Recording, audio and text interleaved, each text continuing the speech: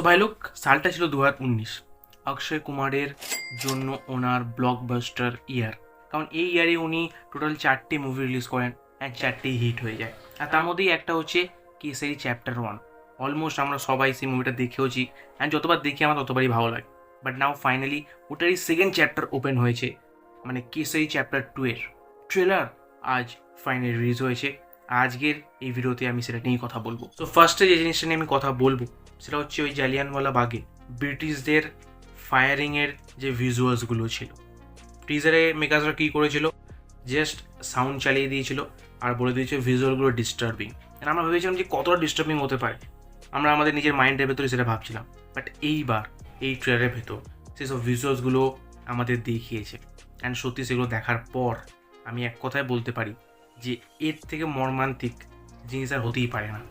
যেভাবে blood bath দেখিয়েছে, I mean totally মারাত্মক লেগেছিল আমার সেসব সিনগুলো। ওকে, অ্যান্ড কতটা কষ্ট পেয়েছিল তো সেই সব মানুষগুলো, সেই সব কষ্টটা প্রতিটা শটে সেই ভিজুয়ালসের ভেতর ফুটে উঠেছে। আর ট্রেলারের ভেতর এইসব ভিজুয়ালসগুলো দেখে মনে হচ্ছে যে কেসারি চ্যাপ্টার 2 মুভিটা হয়তো 18+ রেটিং নিয়ে রিলিজ হতে পারে। আর আমি চাই যে সেটাই হোক, কারণ উইথাউট কাট আমরা মুভিটা দেখতে চাই। অ্যান্ড টিজার যখন রিলিজ হয়েছিল, টিজারের শেষে গিয়ে যখন ব্রিটিশরা বলছিল you are a slave of British empire, তখন অক্ষয় কুমার কী বললো?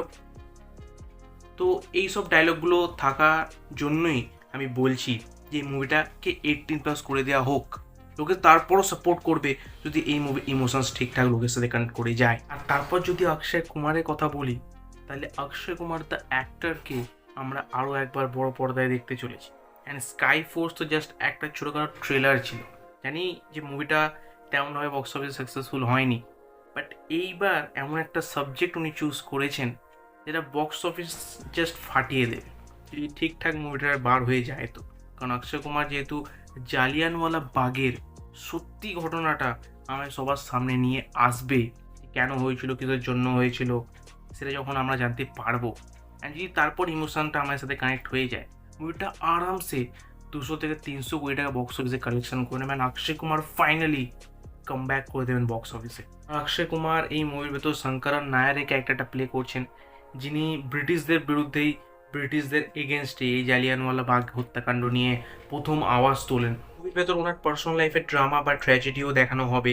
ওই যে মুখে কালিমাখা যে সিনটা আছে সেটা দেখে তোমরা অফকোর্স গেস করে নিতে পারবে।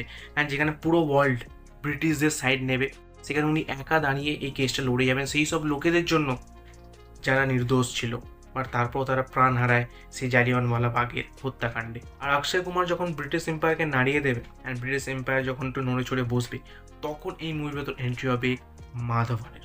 অ্যান্ড ওনার এন্ট্রিটা জাস্ট ট্রেলারের ভেতর মারাত্মক লেগেছিল। ইয়েস, মানে একটা পিওর কনফিডেন্ট গায়ের এন্ট্রি হয় এই ট্রেলারের ভেতর, অ্যান্ড সেটা হচ্ছে মাধবন।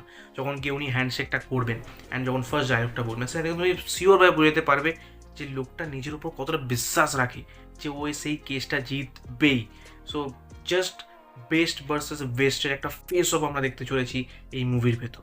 মাধবন ভার্সেস অক্ষয় কুমারের যে খতরনাক ফেস অফটা হবে একটা কোর্টরুমের ভেতর, সেটার জন্য আমরা কিন্তু কেউই রেডি নয়। আর আমি শিওরভাবে বলে দিতে পারি মুভিটা রিলিজ হওয়ার পর অক্ষয় কুমারের থেকেও বেশি লাইমলাইট কিন্তু মাধবনই নিয়ে যাবেন, কারণ উনি এই মুভির ভেতর একটা নেগেটিভ ক্যারেক্টার প্লে করছেন। মানে উনি ব্রিটিশদের হয়ে এই মুভির ভেতর লড়াই করবেন। আর এনাদের পাশাপাশিও আমরা এই ট্রেলারের ভেতর দেখতে পাই অনন্যা পান্ডেকে। মেবি 2 কি 3টে শট ছিল ওনার এই ট্রেলারের ভেতর, যেখানে একটা তুমি ডায়লগও বলেছিলেন। ও মাই গড। বাকি আমার খারাপও লাগেনি, আমার ভালোও লাগেনি। আমি এটা নিয়ে কোনো মন্তব্য করবো না যতক্ষণ মুভিটা রিলিজ হচ্ছে। ওখানে অনন্যা পান্ডেকে এরকম পারফরমেন্স দিচ্ছে সেটা না দেখে নিচ্ছি, আমি এটা নিয়ে কোনো কমেন্টস করবো না। বাট ট্রেলারটা আমার এক কথায় খুব ভালো লেগেছে অ্যান্ড আমি সুপার এক্সাইটেড এই কেসারি চ্যাপ্টার 2 এর জন্য। অ্যান্ড কি ডার্ক ট্রুথ লুকিয়ে আছে এই জালিয়ানওয়ালা বাগের হত্যাকাণ্ডের পিছনে, সেটা জানার জন্য আমি খুবই এক্সাইটেড।